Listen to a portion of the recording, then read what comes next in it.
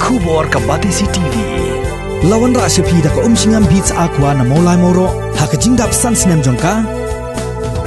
Rengkat ka 3 Olives Restaurant M Crown Hotel Kendailat Shillong bat ka Orange Nissan Loan So Po Shillong. One bantiet ya ka kali Datsun Ready Go batamai ka bas bat bidor.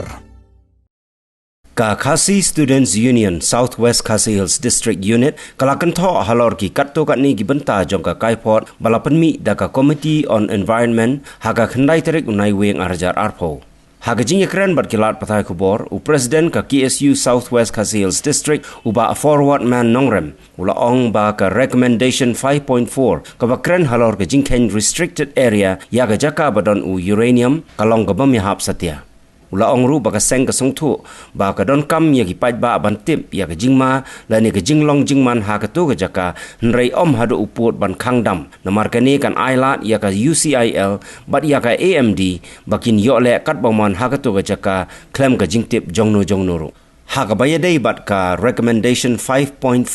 ka ba ong badon kam ban bu police outpost hawa ka ji na ka benta ban pej ya ka RB ka seng ka nyo ba kamlong ka babha namar ki pulit kim dei ki rio shampang ki bala ban penduna ya ka RB uranium ula ong ru ba ha ka jing shisha ka sarkar kala dei ban penbiang shwa ya ki lat jing sumar kum ya ka wa ka ji PHC ban penbun shushu ya ki health sub center bat ban maramat bha ya ki tu ki top set jabo uranium bala shu serdap malumala hakabai dei bat kini kimat ka KSU kala dap haru da ka shiti shau chairman jong ka Committee on Environment uba SK Sun bat kumju ru shau menteri rangba jong ka jela u Conrad K Sangma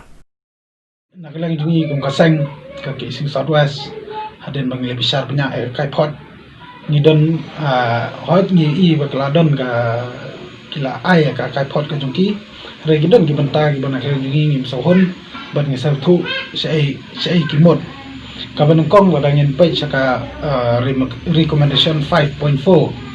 ni I ha ka kai pot jong Committee on Environment